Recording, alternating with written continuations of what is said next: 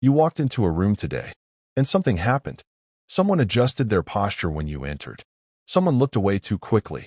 A conversation stopped half a second too early. Someone smiled, but only with their mouth. You noticed none of it. Most people don't. But in that same room, there was one person who caught everything. In real time, without trying. And they didn't say a word. This is what happens as a human being slowly learns to see what everyone else is missing. Level 1, the unaware. You're not stupid. You're just unaware. You talk a little too much and don't notice when people stop listening. You laugh, then realize no one else did.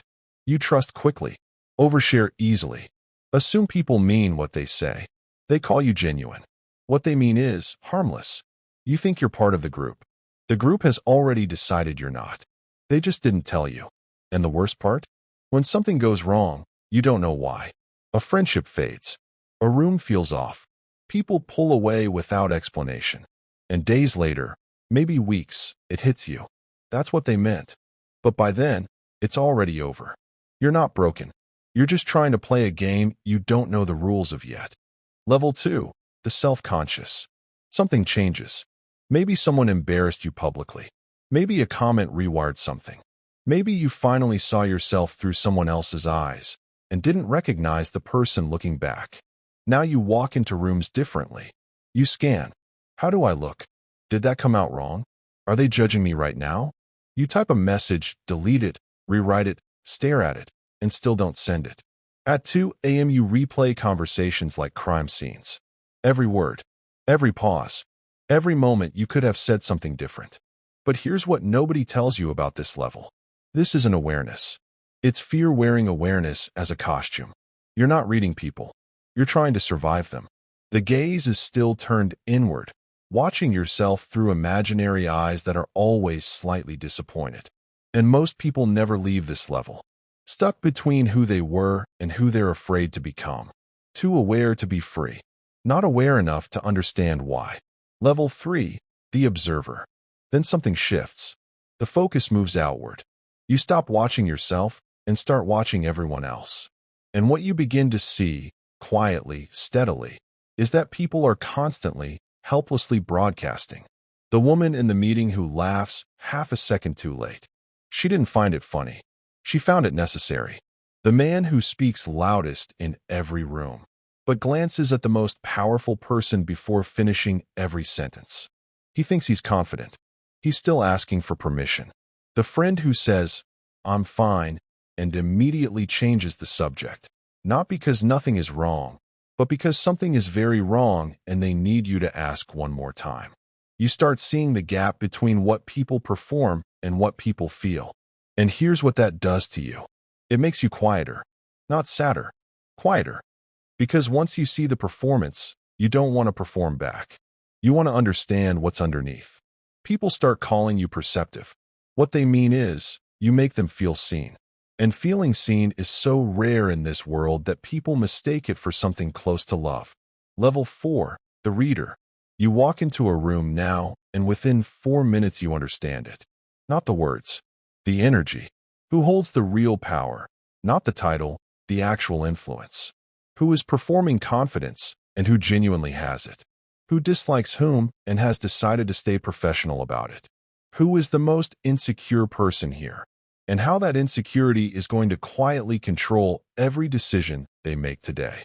You start to see patterns everywhere. The loudest person isn't always the strongest.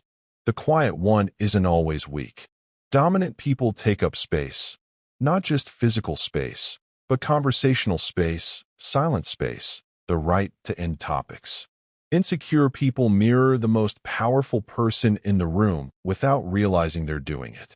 Social dynamics have a grammar. Most people are speaking it without knowing the language exists. And here's what level 4 costs you. Conversations start to feel like books you've already read. People become readable before they've finished their first sentence.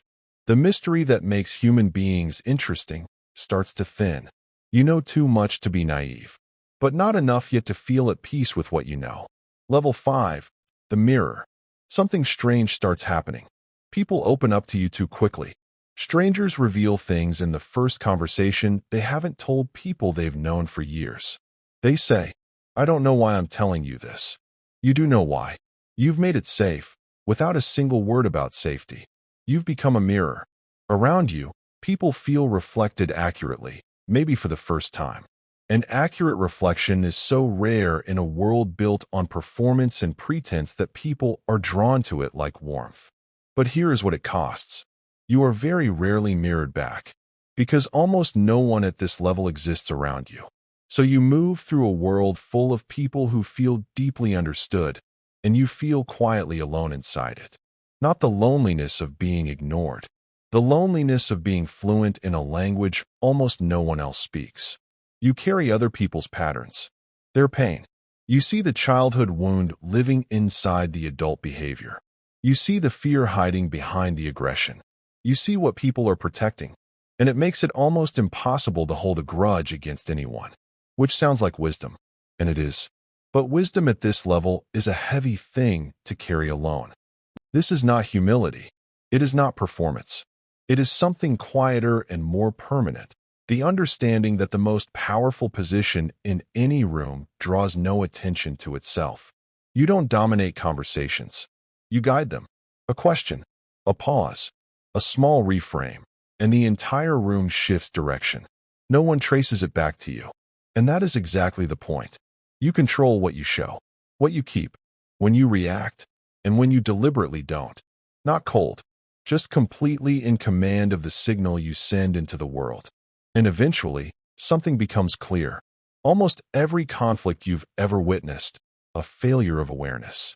Almost every broken relationship, someone unable to see the other person accurately.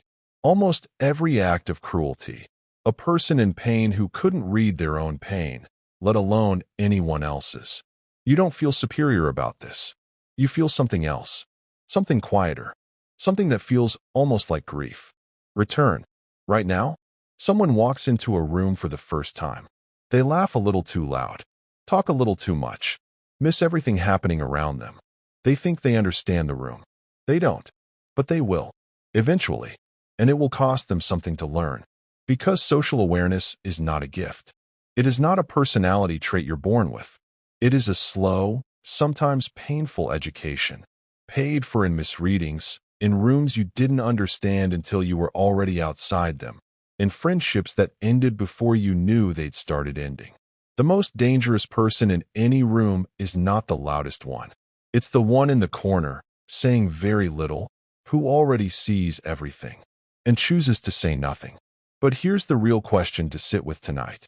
The dangerous part was never being unaware. It's believing you're already aware, when you're not.